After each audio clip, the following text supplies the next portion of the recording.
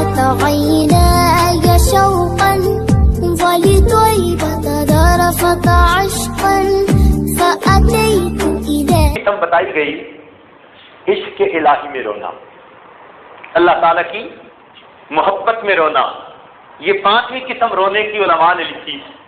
چنانچہ حدیث پاک میں ہے کہ اللہ تعالیٰ کے محبوب نے فرمایا من بکا باشتیاق المولا فلہ جنت المأوی، جو انسان اللہ کے اشتیاق میں رویا اس کے لیے اللہ تعالیٰ جنت مأوی عطا فرما دیتے ہیں.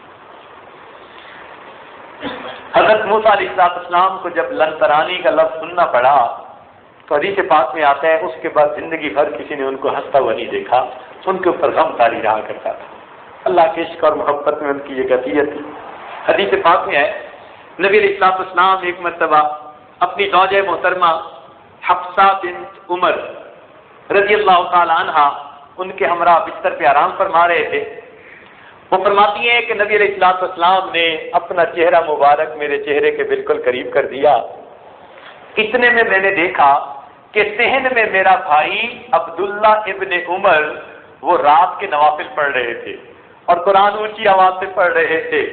فرماتے ہیں پڑھتے پڑھتے جب وہ اس آیت کے اوپر پہنچے کلا انہم عن ربہم یومئذ لمحجوبون، کہ یہ کافر لوگ قیامت کے دن اللہ رب العزت سے حجاب میں ہوں گے، ان کو اللہ کا دیدار نہیں ہوگا. تو فرماتے ہیں کہ جب نبی علیہ السلام نے یہ سنا تو آپ کی آنکھوں سے آنسو گرے جو میرے رخسار پر آ کر پڑے. میں نے کوئی گرم گرم چیز محسوس کی تو میں نے دیکھا کہ یہ آنسو ہے. میں نے پوچھا اے اللہ کے نبی آپ کیوں رو رہے ہیں، کیا آپ کو کوئی تکلیف ہے؟ آپ نے فرمایا نہیں. میں نے پوچھا کیا آپ جنت کے شوق میں رو رہے ہیں؟ آپ نے فرمایا نہیں. میں نے پوچھا اے اللہ کے محبوب کیا آپ جہنم کے ڈر سے رو رہے ہیں؟ آپ نے فرمایا نہیں. تو میں نے پوچھا اے اللہ کے نبی پھر آپ کس لیے روتے ہیں؟ نبی علیہ السلام نے فرمایا حفصہ انا مشتاق و بی اشتیاق، میں مشتاق ہوں اللہ کے دیدار کا اور میرے اندر شوق اتنا بڑھ گیا کہ اس آیت کو سن کر بے اختیار میری آنکھوں سے آنسو ٹپک پڑے. اللہ کے محبوب کو بھی اللہ کا ایسا عشق حاصل تھا کہ اللہ کی جدائی میں رویا کرتے تھے. سبحان اللہ. ساری چمک دمک تو انہی موتیوں سے ہے، ساری چمک دمک تو انہی موتیوں سے ہے، آنسو نہ ہو تو عشق میں کچھ آبرو نہیں. عشق کی تو سچ دھج ہی نہیں آنسوؤں کی وجہ سے ہے. چنانچہ حضرت شعیب رضی اللہ عنہ ایک مرتبہ عشق الہی میں روئے. حدیث پاک میں آتا ہے فقال اللہ لہ ما ھذا البکا، اللہ رب العزت نے ان سے پوچھا کہ اے شعیب علیہ السلام یہ آپ کا رونا کس لیے ہے؟ اشوقا الی الجنہ، کیا آپ کو جنت کا اشتیاق ہے؟ ام خوفا من النار، یا آپ کو جہنم کا ڈر ہے؟ انہوں نے آگے سے کہا فقال لا یا رب، اے پروردگار بالکل نہیں، ولیکن شوقا الی لقائک، میں تو آپ کی ملاقات کے شوق میں رو رہا ہوں. فاوحى اللہ الی، اللہ نے ان کی طرف وحی نازل فرمائی ان یکن ذلک فہنیا لک لقائی یا شعیب لذالک، اے شعیب تیرے اس رونے کی وجہ سے مبارک ہو کہ تجھے میری ملاقات نصیب ہو جائے گی. تو جو انسان اللہ رب العزت کے عشق میں روئے گا تو گویا حدیث پاک میں آیا کہ اللہ رب العزت اس کے رونے کی وجہ سے اس بندے کو ضرور اپنے چہرے کا دیدار عطا فرمائے. اور چھٹا اور آخری قسم رونے کی قسم وہ ہے شکر کا رونا. شکر کا رونا، شکر کے آنسو. کئی مرتبہ خوشی ملتی ہے نا تو بے اختیار بندے کی آنکھوں میں سے آنسو آ جاتے ہیں. چنانچہ نبی علیہ السلام نے ایک مرتبہ سیدہ عائشہ صدیقہ رضی اللہ تعالیٰ عنہ کے حجرہ میں تہجد کی نماز پڑھی. سیدہ عائشہ صدیقہ فرماتی ہیں فبکا، نبی علیہ السلام روئے حتی طالت دمعہ علی صدرہ، حتیٰ کہ ان کے آنسو ان کے سینے تک بہہ پڑے. ثم رکع فبکا، پھر انہوں نے رکوع کیا پھر روئے. ثم سجد فبکا، پھر سجدے میں گئے پھر روئے. ثم رفع رأسہ فبکا، پھر انہوں نے سجدے سے سر اٹھایا اور پھر روئے. فلم یدل کذالک یبکا یا دل کذالک یبکا، حتیٰ کہ ان کا رونا اسی طرح جاری رہا، بند نہ ہوا۔ فرماتے ہیں کہ جب انہوں نے نماز مکمل کر لی، میں نے پوچھا ماں یبکی کا، میرے آقا میرے محبوب آپ کیوں روتے ہیں؟ وقد غفر اللہ ما تقدم من ذنبک وما تأخر، اور اللہ نے آپ کے اگلے پچھلے سب گناہوں کو معاف فرما دیا۔ نبی علیہ السلام نے فرمایا افلا اکون عبدا شکورا، عائشہ کیا اگر اللہ نے میرے اگلے پچھلے سب گناہوں کو معاف فرما دیا تو میں اللہ کا شکر گزار بندہ نہ بنوں؟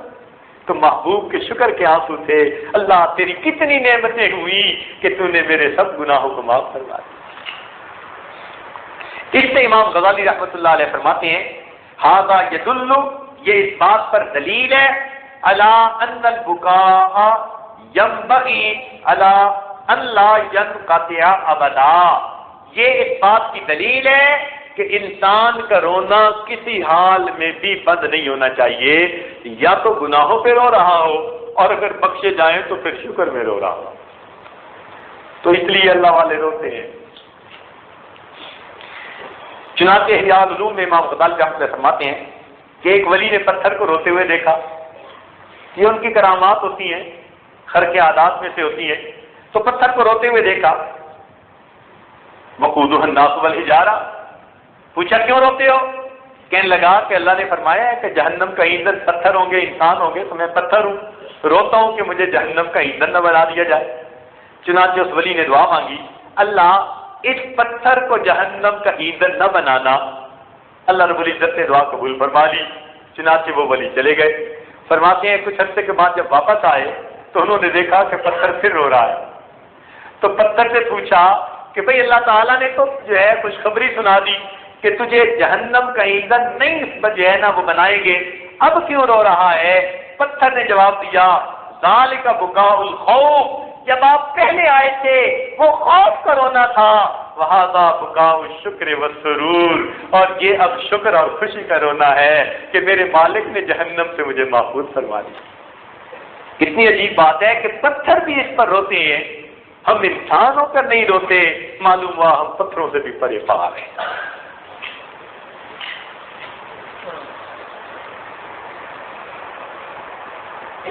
چنانچہ احیاء العلوم میں امام غزالی لکھتے ہیں قلب العبد کالحجارہ او اشد قسوہ، کہ بندے کا دل وہ پتھر کی مانند ہوتا ہے یا پتھر سے بھی زیادہ سخت ہوتا ہے۔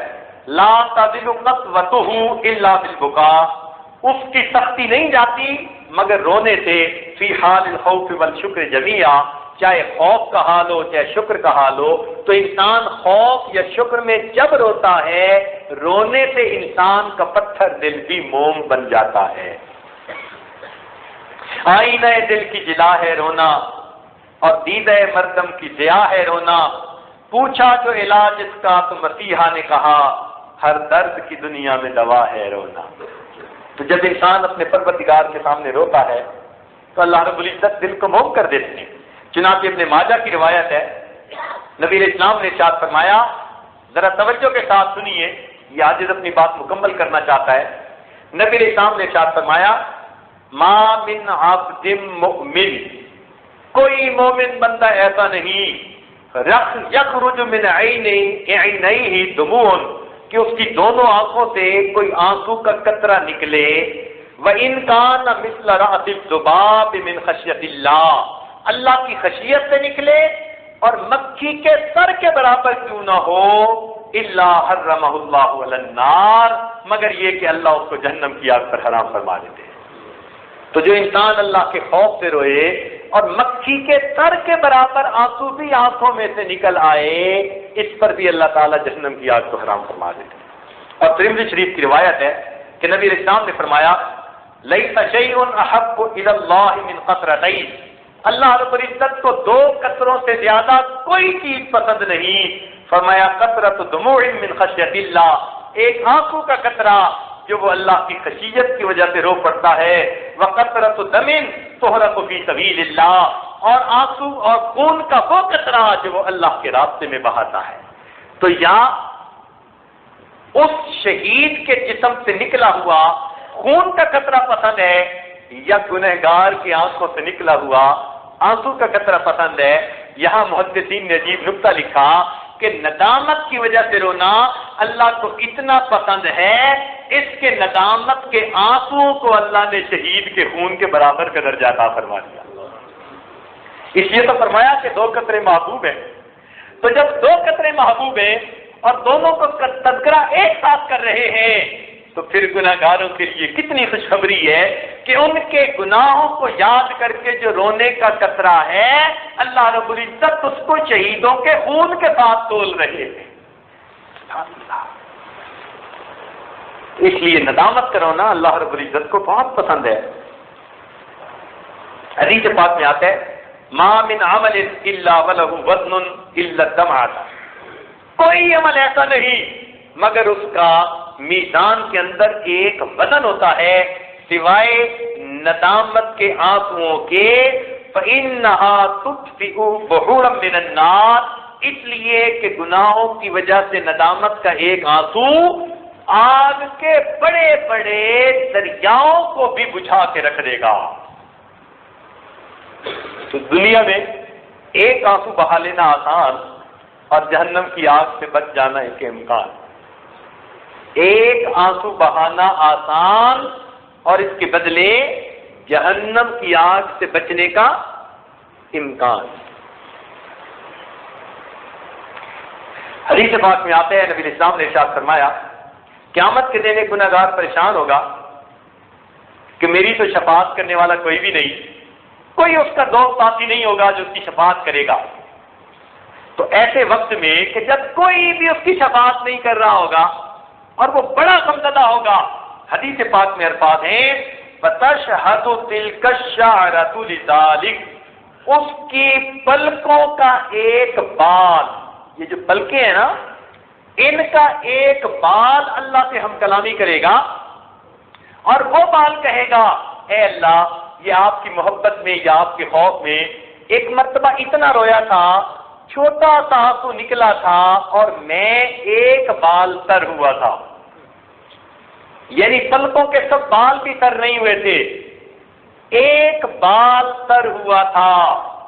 فتشہد تلک الشعرہ، پھر وہ ایک بات اس کی گواہی دے گا لذالک العبد کہ یہ بندہ رویا تھا، فإنہ قد بقا فی الدنیا من خوف ربہ، کہ یہ دنیا میں اللہ کے خوف کی وجہ سے رویا تھا، فیغفر لہ وینادی مناد، اس انسان کی اللہ تعالیٰ بخشش کر دیں گے اور ایک فرشتے کو حکم دیں گے کہ تم اعلان کر دو سارے لوگوں میں ھذا عتیق اللہ تعالی بشارۃ، یہ بندہ ہے جس کے پلکوں کے ایک بال کی گواہی کو قبول کر کے جہنم سے بری فرما دیا گیا۔